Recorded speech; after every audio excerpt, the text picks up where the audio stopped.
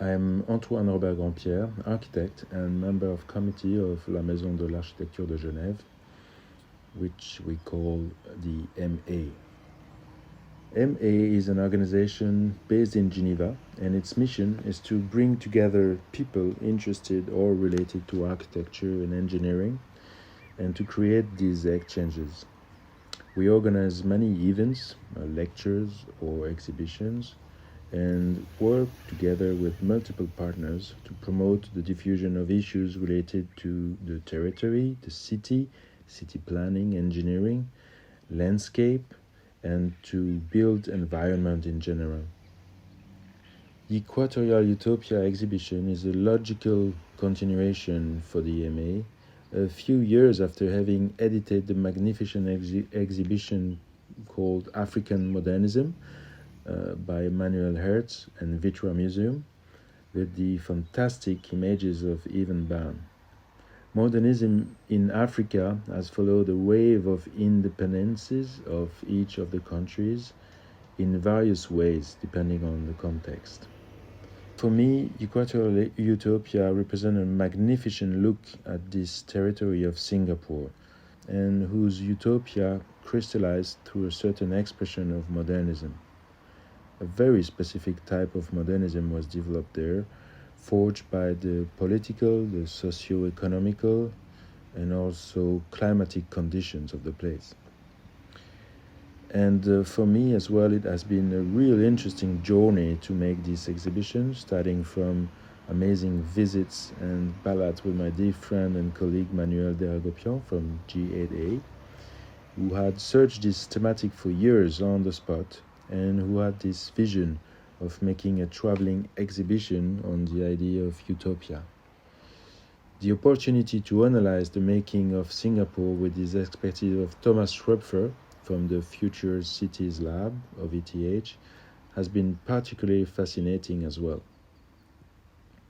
The situation in Singapore is very interesting for Switzerland, in the sense that there are similarities such as size and economy, and as well flagrant antagonisms such as constructive and climatic aspects, as well as the relationship to built heritage. Therefore, I'm really convinced that this view of an exotic utopia through these great masterpieces of architecture will have a great success and impact in Geneva as well as in Venice Biennale. My name is Manuel de Ragopian. I'm a Swiss architect and co-founder of the G8A Architecture and Urban Planning. The expansion of our architectural practice from Switzerland to Vietnam through Singapore has oscillated between the prime and the proper, retaining a truly Swiss sense of property whilst engaging with the complexities and the contradiction of contemporary Asia. Climatically, culturally, and economically, the rapidly growing cities of Asia is indeed a world away. But G8A implements a strategy of cohesion which embraces and resolves the perceived contrast between East and West, and between the old world and the new. The G8A initiation and the co-creation of Equatorial Utopia exhibition is part of this dynamic and continuous research between East and West.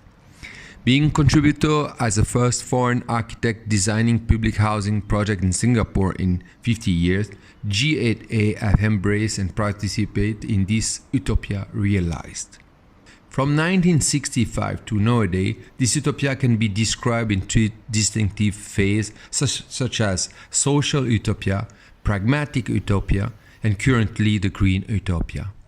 Showcasing selected projects from 1970 to the present, Equatorial Utopia, 50 years of visionary architecture in Singapore, portray how visionary architecture and urban design in Singapore, often with strong Western influence, have been tempered, adapted, and transformed by the social, cultural, economical, climatical, and political conditions of the location.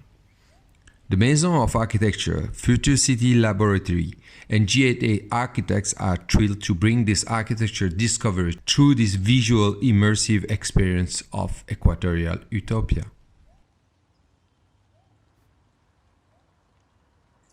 My name is Thomas Schröpfer. I'm Professor of Architecture and Sustainable Design at the Singapore University of Technology and Design.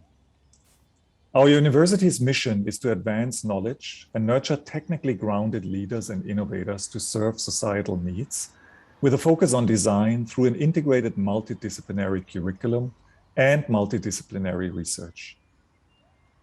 Among many interesting aspects, the Equatorial Utopia exhibition illustrates how a number of fortuitous and strategic conditions have made Singapore a leader in dense and green buildings for the tropics. Projects like Woha's School of the Arts, completed in 2010, and Park Royale on Pickering, completed in 2013, have led the way in design with visionary leadership. Asia in general, and Singapore in particular, have great potential for the further exploration of dense and green architecture, as well as livability principles. The breathtaking scale of many architectural developments in Singapore, a number of them are included in the exhibition, such as Group 8 Asia, AEDAS Punggol Waterway Terraces 1, and OMA, Bureau Ole Sharon, RSP, Architects, Planners, and Engineers, the Interlace, capture the attention of politicians and developers and the imagination of citizens. As a small island state with limited land and natural resources and a current population of approximately 5.6 million, Singapore's development approach has been guided by green agendas even before the term became a buzzword. The late Lee Kuan Yew, Prime Minister of Singapore from 1959 to 1990, wanted to transform Singapore into a garden city already in the 1960s. It was a revolutionary concept at that time because no one else talked about going green or climate change. Since then, Singapore has recognized the importance and benefits of a green environment. Even as the city-state embarked rapidly on industrialization and urbanization programs to provide jobs and housing for its people, the natural environment was high on the government's agenda. Since the 1960s, the city-state's vision has evolved from garden city to city in a garden and now city in nature. This concept is seen to strengthen its brand as a distinctive livable city. The new vision also embodies ideas of conserving and nurturing biodiversity in the urban context, an area where Singapore has contributed scientifically through, for example, the Singapore Index on Cities Biodiversity. As its population continues to grow and with limited land available, developing compact architecture with extensive greenery and highly livable environments will continue to be an important strategy. Singapore offers a wealth of architectural projects that can be considered utopian. The information at hand and knowledge gleaned from these can enable similar ideas to be applied to other locations. This informs the discourse on the built environments there as well, steering the architectural agenda from its current status to an integrated and tacit element of planning and design, in that density and livability are not seen as contradictory, but rather as mutually dependent and synergistic.